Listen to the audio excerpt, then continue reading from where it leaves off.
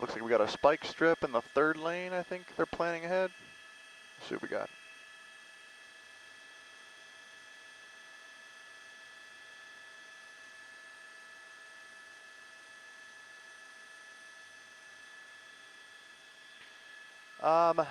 No, we're not too far back. I actually like it like this. I can compress and get a lot more police in the shot.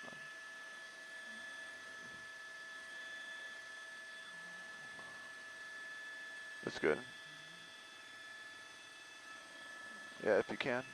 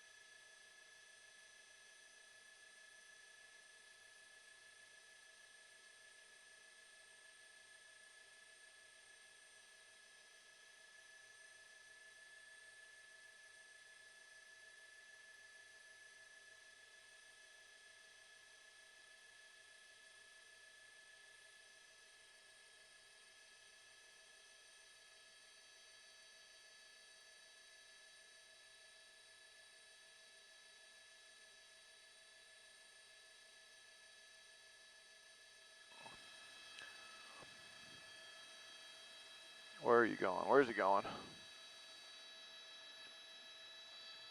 Looks like it's just the left front that's out.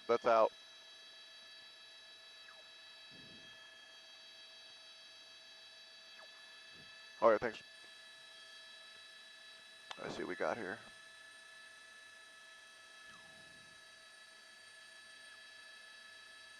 Oh.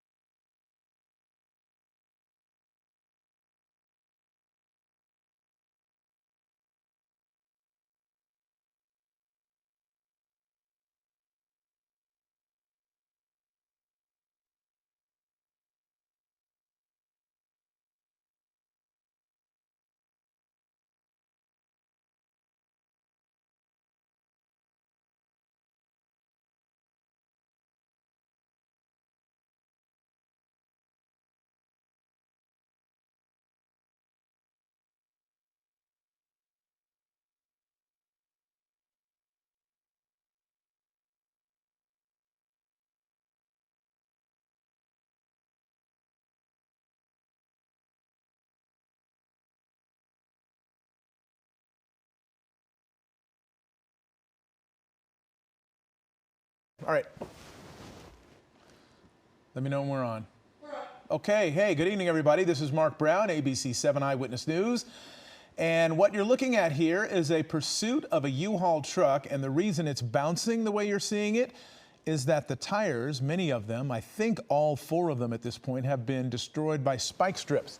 This began not too long ago. It has been mainly kind of on the southwestern portion of LA County. We're talking Lakewood, Long Beach area. Going on to freeways, surface streets, very hazardous driving at various points. Speed's not too high because it's a U-Haul truck, but the attitude and the actions of this driver have been perilous at times. It has gone against traffic. It has gone up a couple of curbs. It nearly hit one vehicle. I believe there was a collision with one vehicle as well. And what we're looking at here as it slowly doesn't give up, but keeps kind of lumbering along on Long Beach Boulevard in Long Beach. That's where it is right now. It's been pursued by the California Highway Patrol. This was initially reported as a stolen U-Haul truck, and you see the big sign in the front of it, in the windshield, advertising, I guess, how much it costs per day, and that big giant sticker is still there. So maybe it was stolen off the lot with that thing still inside of it. I don't know, but it appears there are 2 people in it. There is a passenger that was seen on the passenger side of the cab, and obviously a driver, but concealed mostly behind that big sign. And I'm not sure what that is underneath the front of the vehicle there. That might have some indication as to why it is bouncing. And hold on one second. Bruce Thomas is on the phone. As soon as you plug in. All right. Okay, now I can hear some things. I understand we have Bruce Thomas on the phone with us now. Bruce, our law enforcement expert, what do you, oh wait, hold on one second. This is Long Beach Boulevard at East 46th Street. It appears to have stopped. It's concealed behind these trees, and now he's going over the median onto the sidewalk, and he's going to be stuck here because he doesn't have, maybe he's not going to be stuck here. But he's having some trouble. Looks like he's hitting that car. He's hitting that SUV, spinning the wheels, but there's no rubber on most of these wheels, I don't think. So that's part of the problem. Look at this. Clearly not going to get away. There's somebody, I don't know if that's now they're going to box him in. They're going to box him in. All right, this is coming to an end right now. They've got guns drawn, and he's still moving. Still moving, guns drawn now. This has gone to a very different sort of a place. It is much more dangerous at this point. I don't know if shots have been fired, but you see him going onto the lawn. I don't know if this is a residential area. This is Long Beach Boulevard and East 46th Street in Long Beach. A big, expansive, grassy area, a lawn of some sort. And the truck, the driver just refusing to go. He doesn't have rubber on many of the wheels. The wheels have been shredded by spike strips. Now he's continuing forward and getting, I think, back onto Long Beach Boulevard, or trying to. See, he's having a hard time getting a grip here. You got CHP behind him. Again, they don't have him boxed in. So it's not like they can keep the vehicle from moving forward. The only thing that might keep it from moving forward is the fact that he doesn't have any tires on a good portion, much of the vehicle. The tires are gone. So I haven't been able to count how many have been lost here, but he's now stuck. You can see smoke coming from underneath the vehicle, whether that's from the remnants of the tires or whether he's still trying to spin the wheels to try to get out. I can't tell from this vantage point, but you got at least 2 people in the cab of this truck, unknown what's in the back of it, and you see these officers now making quick entry here. Bruce Thomas, our law enforcement expert, what do you make of the fact that they're not wasting any time in terms of going up, banging out this window, and apparently trying to extricate the suspect? It just shows me that they're treating it as a lower level type crime, even though you do have a stolen vehicle and you do have felony evading, but they may have some additional information or have seen some things that we're not able to see because of that advertisement in the window. Okay. But it does appear that they're just going to take this guy out with force and take him into custody. So they appear to have some information which we're not privy to. Right. Well, they're getting that suspect, and you can see he is struggling. He's struggling with them. You've got 5 officers on this one suspect, and they are doing their best now to try to take him into custody. Meanwhile, the passenger door has opened, and somebody's just come out of the passenger side. It looked like nobody was covering the passenger door from the law enforcement end of things. They came around the driver's side, got the driver, but I didn't see anybody back behind the passenger door. So somebody came out the passenger side and apparently hasn't gone anywhere. So I assume he's out of our view at this point. But that person apparently being taken into custody as well. So 2 people here being taken into custody. There's the driver right there, being apprehended by. It would appear the CHP, and there is the person in the passenger seat. It could be a woman. It's hard to tell from this vantage point. Let me put my glasses on. Maybe I'd be able to tell a little bit better. I think it is a woman. Yes, it looks like a female. That was in the passenger seat. This thing was wild. What do you make of their tactics, Bruce, in terms of using the spike strip and the fact that he seemed to kind of stay in one area? Yeah, well, when the vehicle does go back to its home area or seems to transverse the same streets over and over again, the local agency can put out spike strips. They can't pit a vehicle this big because their cars actually weigh less. So for the safety of the officers and the general public, including the suspects, a pit maneuver is not applicable, but a spike strip is a perfect tool to use on this. However, it must be deployed safely for the officers. The one thing I wanted to add, at the conclusion of this pursuit, you saw how they rushed the vehicle. One of the things that happens after every incident is what we call a debriefing or a hot wash. So they're going to talk. Supervisors will talk about this with the officers and say, okay, what did we do right? What did we do wrong? And why did we do what we did?